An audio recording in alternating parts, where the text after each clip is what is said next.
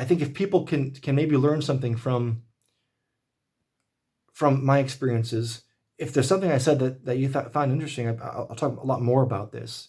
I mean, I skipped over a lot of details, even though I shared a lot as well. But what I found is that there's a different way to do a relationship, a lifetime relationship, a committed relationship. We're never going to leave each other. Suzanne and I are for life. There's no question about it, because there's nothing that she could do or I could do that would break things. The DNA of our relationship is love. It's unconditional acceptance.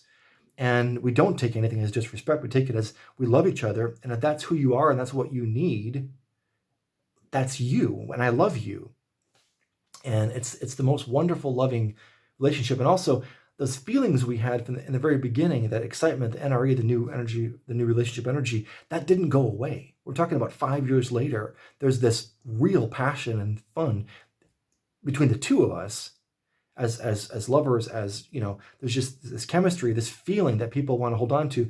I found that people kill this feeling by making rules. As soon as you set the rules and try to control the relationship, try to make it monogamous, try to have expectations, that's what kills that feeling that you, and that's the whole point. That's why we enjoy romantic relationships.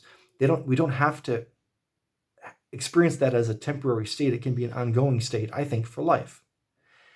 And so I guess I'll end this video. It's been very long, but I wanted to tell the whole story, and I left out a lot of details, but I think you get me, that I mean to be totally honest and open. I'm not holding nothing back anymore, and I'm not ashamed.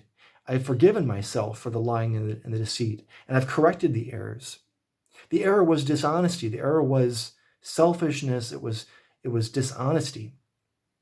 And if you do everything in love, in a loving way, in a sensitive, open, loving, honest way, and you really are in tune with other people's feelings and emotions, and you accept them also, and work through any jealousy, which sometimes arises, of course, not so much anymore, but toward the beginning of these experiments,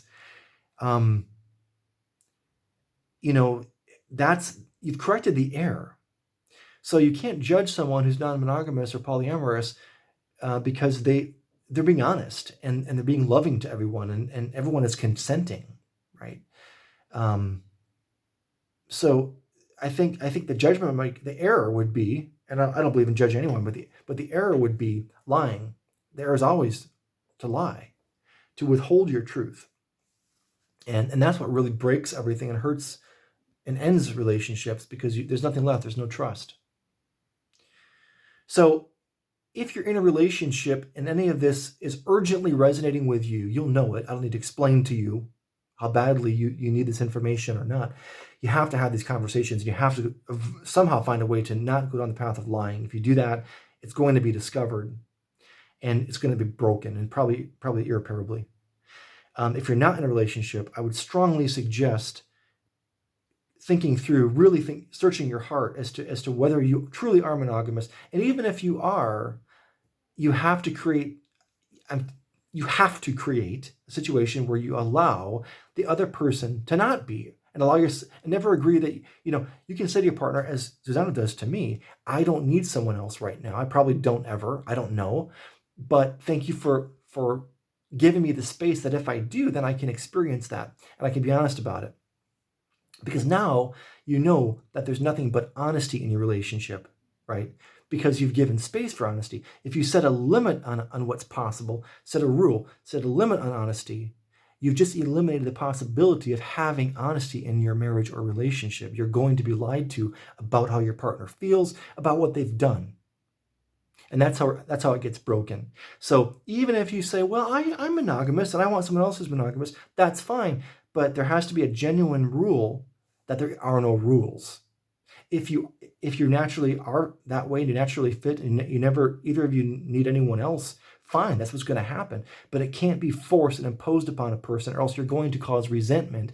You're going to cause dishonesty. You're going to eventually cause crisis, because every time there's dishonesty, the end result is crisis. And by the way, having a great open sex life is a lot of fun. I should say that also. And I don't think we're going to stop it anytime soon. We're having a lot of fun, and we're open to more experiences with the right people who are, happy and loving and sensitive like we are. So I will do more of these videos. If you guys want to know any more, comment or write me.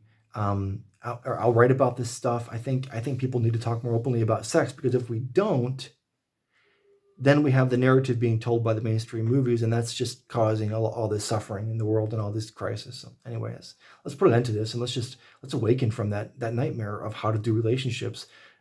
There's no need for it, because love is how you do relationships. I'll leave it at that.